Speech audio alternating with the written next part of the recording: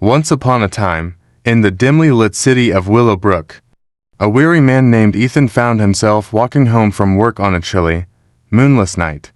His car had betrayed him, sputtering to a halt on a desolate stretch of road, leaving him with no choice but to trek through the eerie silence.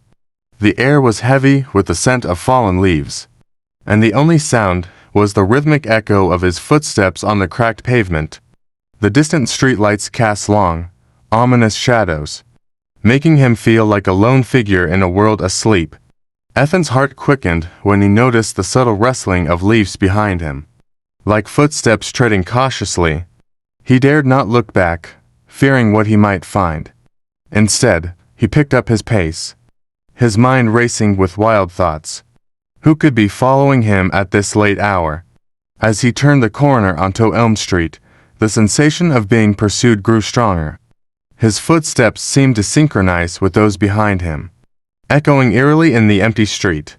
The hairs on the back of his neck stood on end, and he could feel a chill down his spine. With each step, the presence seemed to draw closer, and Ethan could swear he heard heavy breathing.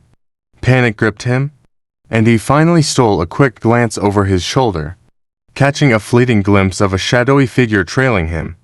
The stranger's face was obscured in darkness, but their intent was clear. They were stalking him. Ethan couldn't take it any longer. His anger boiled over, and he suddenly stopped, whirling around to face his pursuer. In the dim light, he could see the glint of a knife in the stranger's hand. With a burst of adrenaline, Ethan lunged at the would-be attacker. Grappling with him, their struggle was fierce, a desperate fight for survival. It was a battle of wills and strength, each man fighting for control. Ethan managed to disarm the stranger, and in a final surge of determination, he pinned him to the ground, gasping for breath.